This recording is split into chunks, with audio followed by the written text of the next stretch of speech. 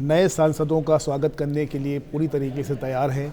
इस वक्त हमारे साथ बात करने के लिए हैं डॉक्टर श्रीकांत शिंदे, जो कि तीसरी बार कल्याण से जीतकर देश की संसद में पहुंचे हैं। सर, बहुत बहुत स्वागत आपका संसद टीवी में और बहुत बहुत शुभकामनाएं आपको। सर, आप चूँकि काफ़ी युवा सांसद हैं और बड़ी कम उम्री में आप देश की संसद पहुंच चुके हैं, तीसरी बार फिर आपको मौका दिया है जनता ने।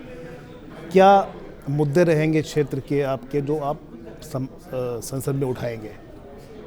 सबसे पहले तो मैं मेरे सभी वोटर्स को, मतदाताओं को बहुत बहुत धन्यवाद अदा करता हूँ कि उन्होंने तीसरी बार मुझे जो है इस सर्वोच्च सभागृह में भेजा है। मोदी जी के नेतृत्व में गए 10 सालों से हम लोग काम कर रहे हैं और सिर्फ डेवलपमेंट के एजेंडा पे जो है हम लोग 2 टर्म इलेक्शंस लड़े, चुनाव लड़े और चुनाव जीते। तीसरी बार भी जो है डेवलपमेंट के एजेंडा सामने रखते हुए इलेक्शंस को हम लोग सामने गए और इस बार भी लोगों ने जो है विश्वास रखा। इस बार चुनाव क्षेत्र में जो इंफ्रास्ट्रक्चर का काम हमने शुरू किया है उसको और गति कैसे मिले, लोगों की यातायात कैसे अच्छी हो, अच्छे स्कूल्स, अच्छे अस्पताल, जल जीवन मिशन के माध्यम से हर घर में नल के माध्यम से जल, ऐसे अनेक योजना जो है, परियोजना जो है हम लोग ने शुरू की है ऑलरेडी, उसको और आगे गति से लेके जाने का काम आने वाले समय में करेंगे।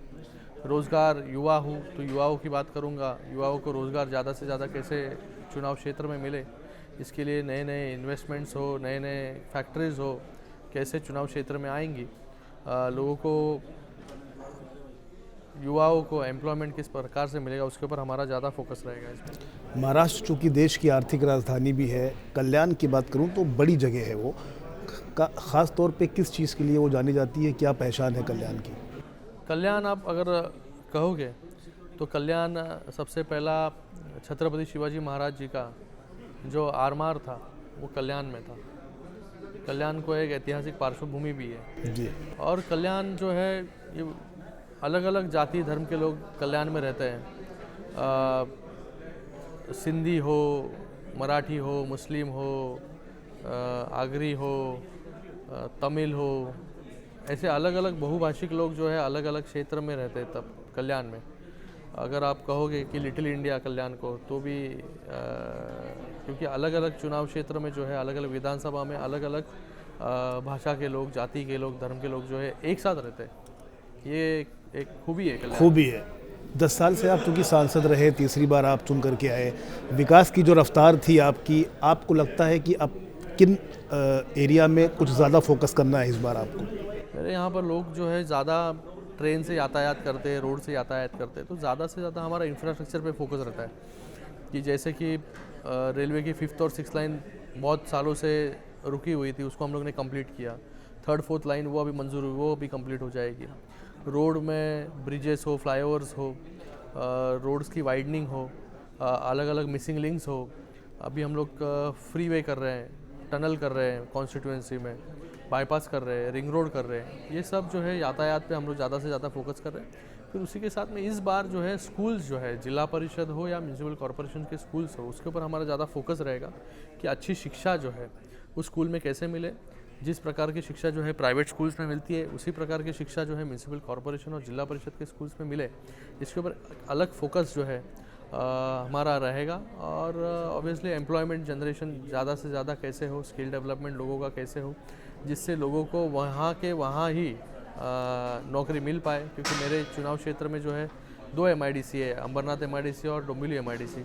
तो वहाँ पर किस प्रकार के लोग, किस प्रकार के जॉब्स अवेलेबल है, वो आइडेंटिफाई कर कर लोगों को जो है स्किल अपग्रेडेशन कर कर वहाँ पर ही लोगों को जॉब्स मिले। एक ग्रोथ सेंटर हमारे यहाँ पर हो रहा है, तो लोगों को जो है ज़्यादा से ज़्यादा जॉब्स चुनाव क्षेत्र में ही मिले, इसके लिए हमारा प्रयास रहेगा।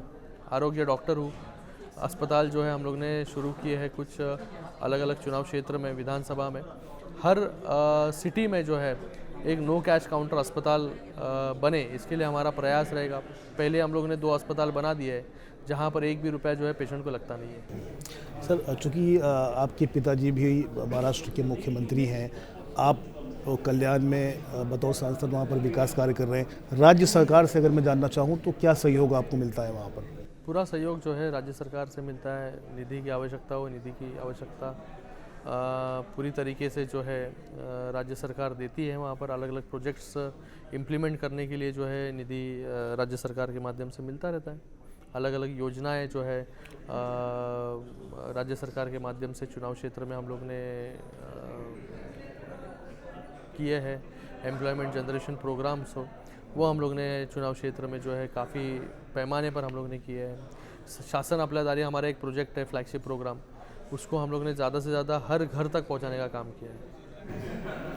चूँकि आप पेशे से डॉक्टर भी हैं और अगर मैं हेल्थ सेक्टर की बात करूं तो आज भी अच्छी खासी तादाद जो है देश की वो अच्छे इलाज से वंचित रह जाती है, तो उसके लिए आपके पास क्या रोड मैप है, क्या ख़ास एजेंडा है हेल्थ सेक्टर में काम करने के लिए? जैसे कि मैंने आपको पहले ही कहा कि मेरे एक चुनाव क्षेत्र में उल्लासनगर म्यूनसिपल कॉरपोरेशन के माध्यम से हम लोग ने पीपीपी के माध्यम से पब्लिक प्राइवेट पार्टनरशिप एक अस्पताल 200 बेड का खोला है। उस अस्पताल में जो है सादे अपेंडिक्स से लेके डिलीवरी हो, हार्ट के सर्जरीज हो, ब्रेन के सर्जरीज हो, एंजियोप्लास्टी, एंजियोग्राफी, बाईपास, सब कुछ जो है फ्री ऑफ चार्ज जो है पेशेंट्स को वहाँ पर मिलता है, जिसके पास येलो और ऑरेंज रेशन कार्ड है। तो उस प्रकार के अस्पताल जो है हर सिटी में हम लोग बनाना जो है 200-300 बेड के जितने हो सके, जिससे जो है लोगों को फ्री ऑफ चार्ज लोगों के एक्सपेंडिचर पे जो है खर्चे, मतलब लोगों को आउट ऑफ पॉकेट एक्सपेंस जो है हेल्थ पे जो होता है वो कैसे कम से कम हो, इसके लिए हमारा प्रयास रहेगा। अपला दवाखाना एक हमारा फ्लैगशिप प्रोग्राम है, वो हम लोग हर झुग्गी झोपड़ियों में जो है अपला दवाखाना शुरू हम लोग ने किया है। तो उसके माध्यम से एक टारगेट हमारा है कि किसी को भी हेल्थ के लिए 1 रुपया भी जो है खर्चा करना ना पड़े, ये हमारा टारगेट है। आखिरी सवाल ये है कि कल्याण की जनता ने, आवाम ने वहाँ की आप पर तीसरी बार अपना भरोसा जताया है, संदेश क्या देना चाहते हैं आप? मैं मेरे सभी लोगों को बहुत बहुत धन्यवाद अदा करता हूँ। 2014 में, 2019 में, 2024 में तीसरी बार, मुझे लगता है तीसरी बार चुनकर देना ये बहुत बड़ी बात होती है, एक विश्वास रखना बहुत बड़ी बात होती है। और मुझे लगता है गए 10 सालों में जिस प्रकार से हम लोग ने काम किया है उसको सामने रखते हुए जनता ने भी विश्वास जताया है। मैं जनता को इतना ही कहूँगा कि आने वाले 5 सालों में जो है ये कल्याण जो है और बदला हुआ आपको दिखाई देगा और अच्छी सेवा जो है इस कल्याण में आपको देने का जो है पूरा प्रयास हमारा रहेगा। बहुत बहुत शुक्रिया आपका संसद टीवी से बात करने के लिए। तो श्रीकांत शिंदे साहब का साफ मानना है कि जिस तरीके से देश की संसद में आवाम ने वहाँ की तीसरी बार इनको जिता करके संसद में भेजा है, तो वहाँ की जो विकास की रफ्तार है उसमें निश्चित तौर पर गति आएगी और जो कल्याण की तस्वीर है वो आने वाले दिनों में काफ़ी बदली हुई नज़र आएगी। कैमरामैन अजयेंद्र के साथ मोहम्मद फातेह टीकू, संसद टीवी।